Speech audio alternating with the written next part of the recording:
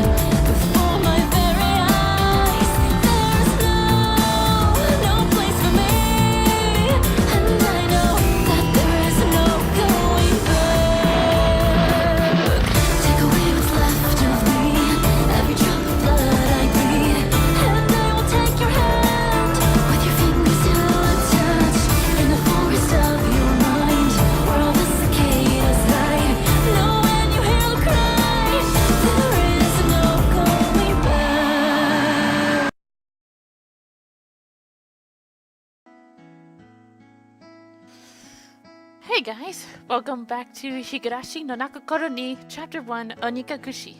It's the TJ Your Gamer Girl signing on. So, in the last episode, it was actually this really over-the-top game of Old Bachelor. It just pretty much reminded me of when I used to watch Yu-Gi-Oh! Back in the day. It was hilarious. Oh, and I finally remembered that show I was talking about. It was Duel Masters, not Duel Monsters. Duel Monsters is the name of the game in Yu-Gi-Oh! Anyway, let's continue on. As soon as the club activities were finished, Nana flew off.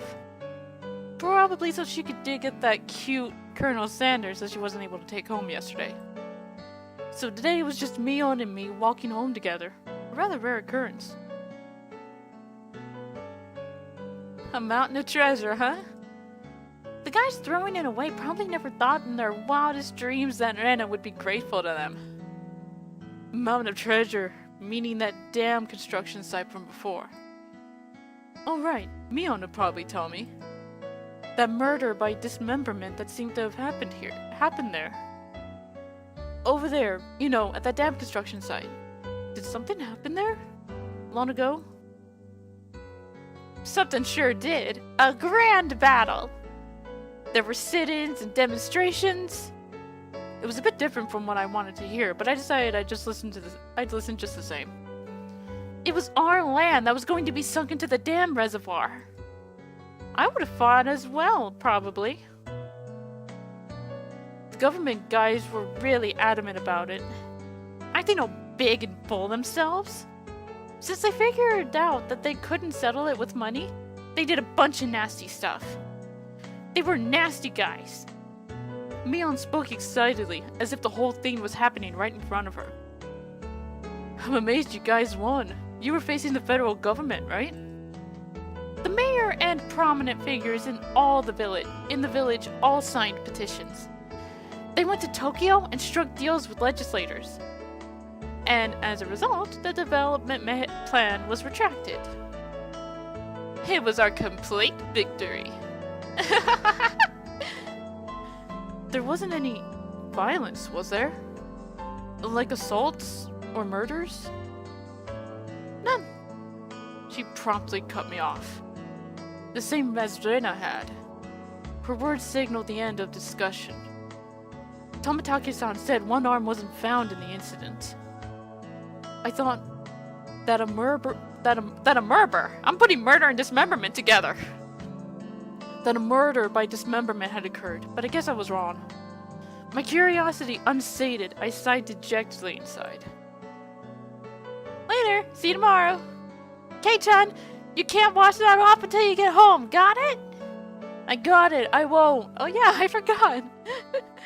The loser of Old Bachelor had to have their face drawn on like Jigglypuff and like Jigglypuff would do in Pokemon.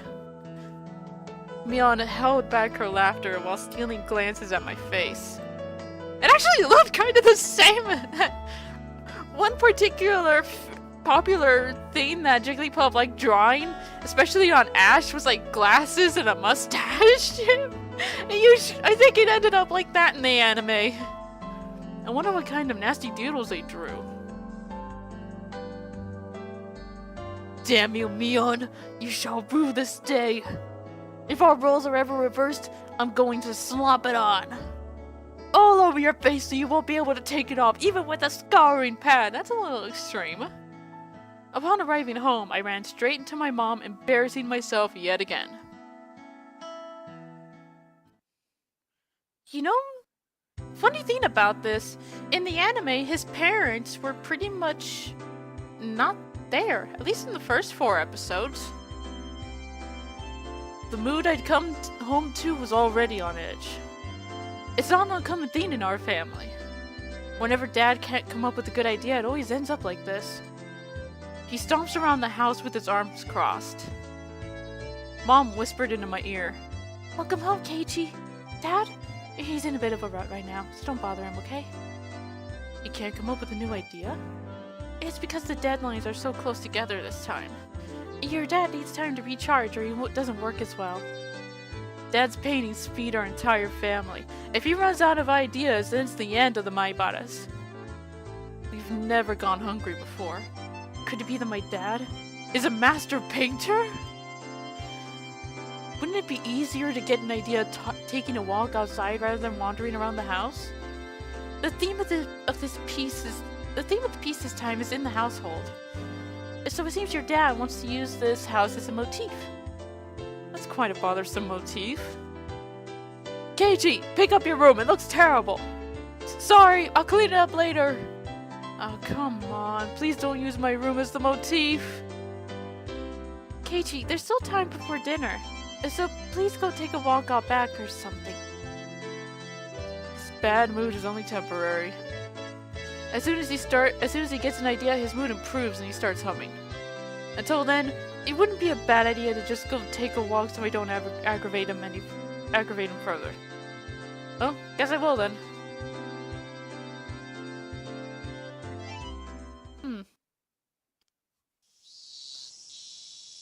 I said I was going to take a walk, but I didn't have any particular destination in mind.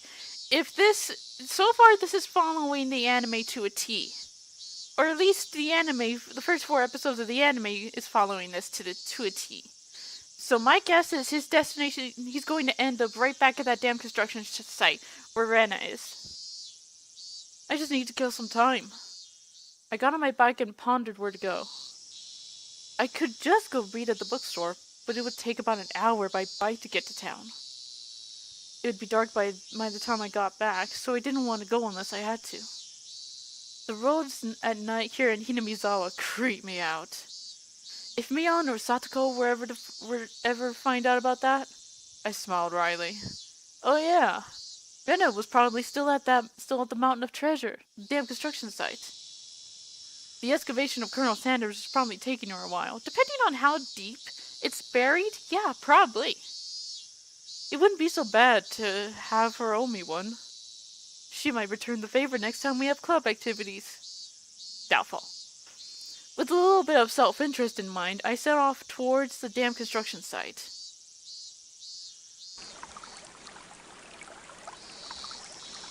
Tomitaka-san might be there as well. The only person with information about the incident that both Lena and Mion denied knowing anything about. If I met him again, I'd like to ask for more details. To ask, was there really a dismemberment here in Hinamizawa? That was my real intention. Took a drink and I think I almost choked on it. You're supposed to swallow it, not breathe it.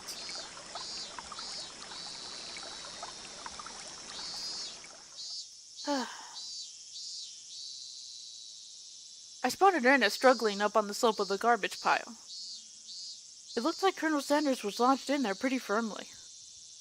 It didn't look like Rena would be able to excavate him by herself.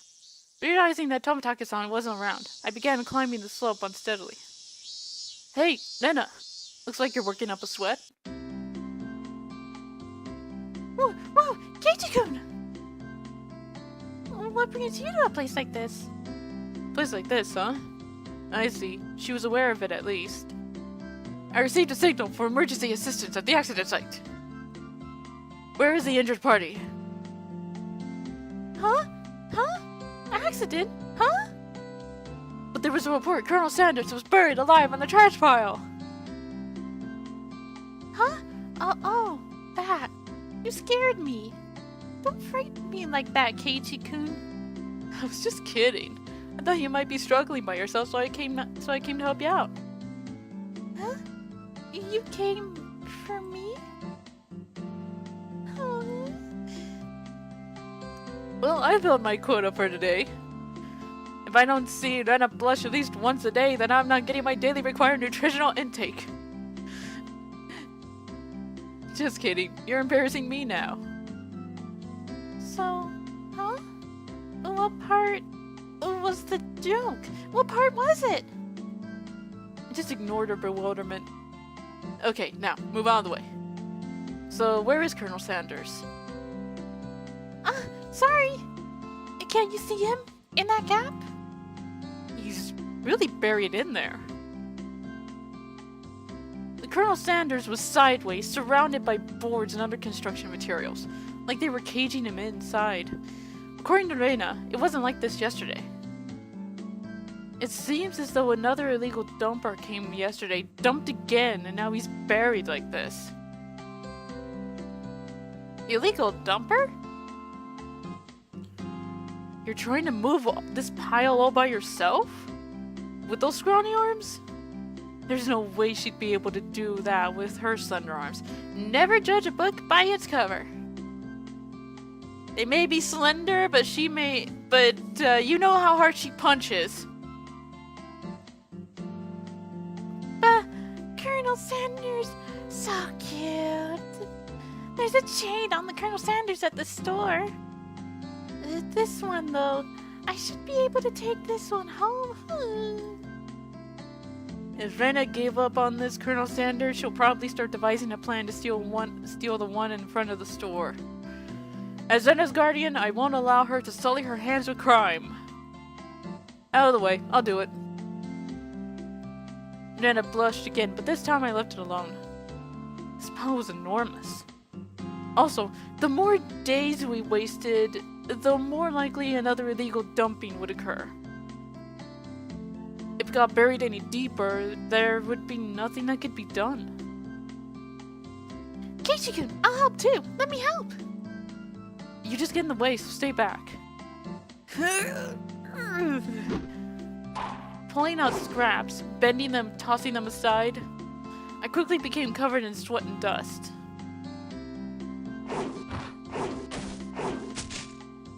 Flying objects drew beautiful arcs across the twilight sky, one after another. Lumber, timber, plywood. Damn it! No matter how much I threw out, there was still more. Even though I could see Colonel Sanders right there. After grandstanding like that in front of Rena, I felt frantic because of how little I'd progressed. If I was going to do this seriously, I'd need an axe or saw or something. That's enough, Keiichi-kun. You're so sweaty. You don't have to try so hard. I'm just doing it for you, Rena. Don't worry about it. Rena began sputtering and turned beet red. Whoops. I meant to say I was trying my best so as to keep her from becoming a criminal. Oh well. Nice choice of words. Guess I just need a break. This is pretty tough. I sprawled on my back over the grassy slope. I'm so sorry. You're covered in sweat. Rena patted her handkerchief against my forehead. It felt pretty nice. Wait here a minute, okay? My house is pretty close. I'll bring you some barley tea, okay? Leaving the handkerchief on my forehead, Nana took off running. The cries of the Higurashi gently cooled the air. After I was certain that Nana had gone, I picked myself up and headed toward what I discovered earlier. That was a garbage pile of magazines and newspapers, bound up in twine. Unless I'm mistaken, I believe it was around here. There it was! They were bound by stacks of not-so-reputable tabloids. They were stacked chronologically, going back quite a few years. It was quite a disturbing incident. It seems they haven't been able to find one of the arms, you see. It was just as Tomitaka said. If it was just as Tomitaka-san said, then undoubtedly there would be mention of the murder. These are troubled times. There's no end to these sickening incidents. There's a large part of society drawn in by these incidents as well. So it had to be recorded. Somewhere. I unfastened the packages and opened the rain-soaked pages carefully, looking over the table of contents. Not here. Next one. Not here. Next one. It was hard to search since I didn't know when it happened. I didn't know who the perpetrator or the victim was either. I only knew it had happened here. I looked up every so often, checking to see if Lena had come back or not. I wouldn't want her to see me gawking at a dirty magazine, but it wasn't just that. Both Lena and Mion said they didn't know. But it had happened without a doubt. As long as Tomitaka-san wasn't lying. Then if both Lena and Mion... yeah, there was. If they had just said that, then I wouldn't have gotten so hung up on it. An incident that neither Lena nor Mion wished to talk about. Trying to uncover it after they tried to conceal it out of good intentions. That made me feel like I was acting against my friends. Hinamizawa dam worker lynching, murder by dismemberment. Here it is! The featured article was in the back, and it seemed that there was a photograph of in the colored pages up front. The pages of the featured article were stuck together, and weren't easy to open. Trying to separate wet pages is not easy.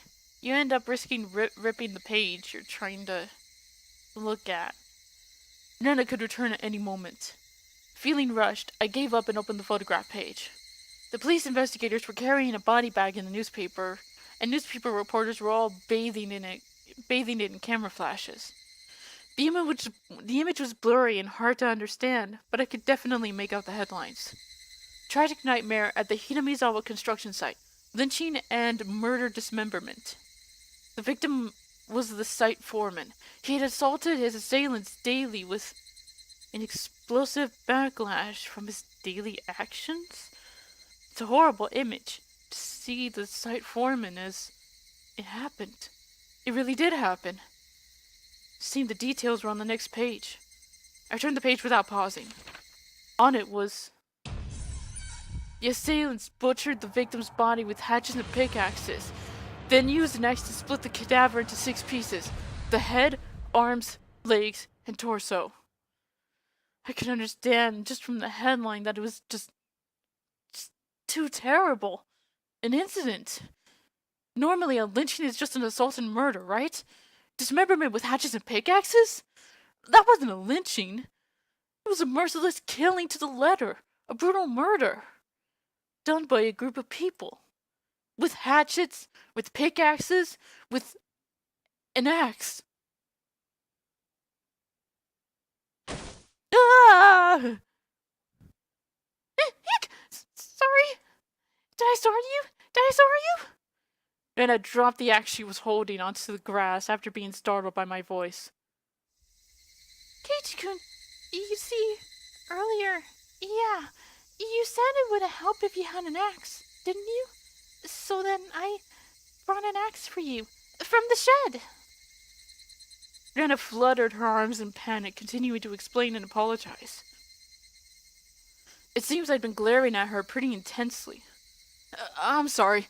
I guess my reaction was a bit overboard. No, I'm sorry as well. I'm sorry. Night was drawing close. I was pretty worn out and it wouldn't hurt to do the rest tomorrow. Doesn't look like we can break that last beam without an axe. You brought it after all. I'll have to borrow it tomorrow, alright? Okay. Why do you look so glum? Tomorrow we'll be digging out Colonel Sanders, right? You're right. I really want to take Colonel Sanders home soon. We both knew that it was useless to apologize any more than that. I quenched my thirst with the barley tea Nana brought and wiped off the sweat that had now gone cold. We took the path to head home. I felt quite guilty about the tabloid wrapped up in my jacket.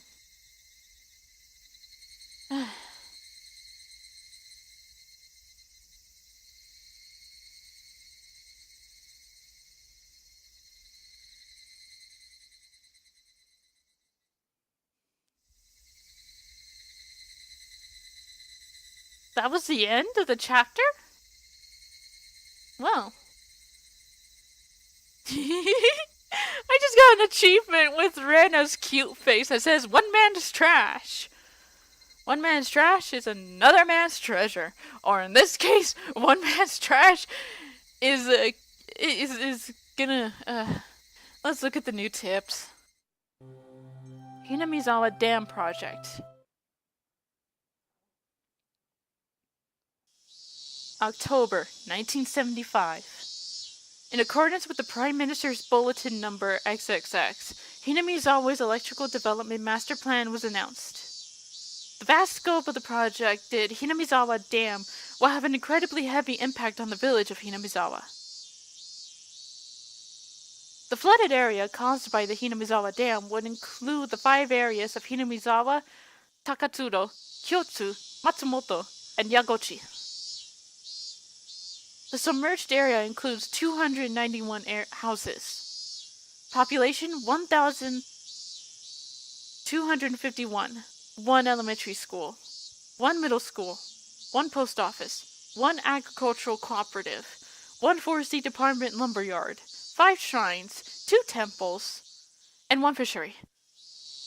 All of these communal, cultural, agricultural areas and places of worship would be indefinitely submerged at the bottom of the artificial lake basin. Forsaking the hundreds of years our ancestors poured their blood and sweat into this fertile, resource-rich land is just too painful to bear. All the residents having homes that were to be submerged banded together and created the Onikakushi Defense Alliance. The dam project was halted, and petitions to alter the plan were circulated. The citizens sought peaceful negotiations, but the government and its puppet company, openly refused. Performing unspeakable, heinous acts, they quashed the democratic actions of the villagers. But the villagers did not falter. Instead, they banded together even more closely and steeled their resolves to protect their homes to the death. The continuation of that frightening Hinamizawa Dam construction project is still stalled as of today. The villagers understand that the stalling was caused by sublime power through unity. And they understand that this fearsome plan has not yet been fully withdrawn. The ODA had been dissolved after it did its part, but the feelings of unity it garnered have not yet been extinguished. As long as that passion resides in the hearts of these residents, they'll be able to confront whomever next decides to sink their homes into a lake basin. ODA Committee Chairman Kiichiro Kimiyoshi. They were protecting their homes. It wasn't right. So many people were going to be displaced or killed. Let's take a look at the special tabloid report now. Nightmare befalls the Hinamizawa Dam. Lynching and murder dismemberment. So we're gonna see the exact tabloid that Keiichi found. In X month of X day in XX prefecture, at the Hinamizawa Dam construction worksite in Shishibone City, a bone-chillingly gruesome murder dismemberment. Even though this case has shocked the archipelago, the police will give no details on the case. Exactly what happened at the Hinamizawa Dam? They probably didn't mean to kill him at first, but as the victim resisted by swinging around a shovel, the rest of the perpetrators armed themselves in return, and it quickly escalated to homicide. So said the aforementioned investigator A. After this bloody tragedy was over, they were left with a body which nobody thought was alive. XX-san had tormented the suspects daily with his rough behavior. At first, it was meant to be payback. All the perpetrators were horrified by their deed, and one even turned himself into the police. It was the de facto leader of this group, XX, who suggested hiding the body. Reluctantly at first, they soon began to think they did not wish to be caught. The construction site had numerous places to hide the body with 6 people. They were originally supposed to hide the body and leave the area.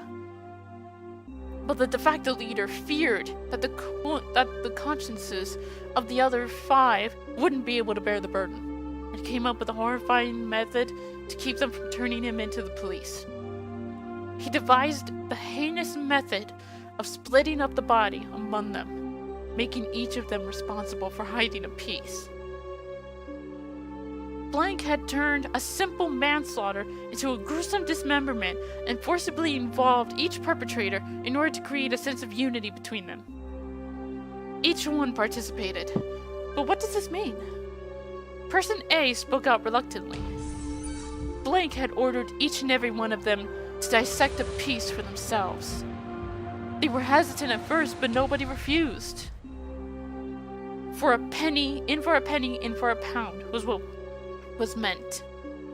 Thus, an unimaginable bloody ceremony began.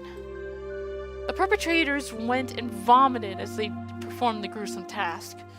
There was one person who stubbornly refused, but Blank threatened them, saying nothing would change if someone else ended up dead, and he gave up in his objections.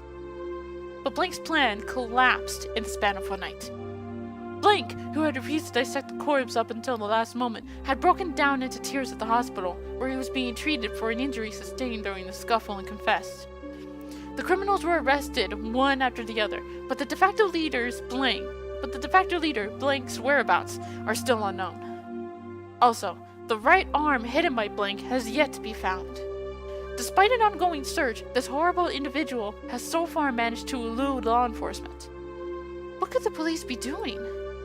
It appears that Blank had said he was going to throw the body, the right arm, choking on my own spit, right arm, into the marsh. Blank's car was discovered abandoned near the marsh, but there were no clues as to his whereabouts. Blank didn't trust his companions. One cannot deny the possibility that he had expected his companions to confess to the police and use his car as a decoy. Of course, I doubt that theory. Since he has no car, one would expect him to have a limited area in which he could have escaped to.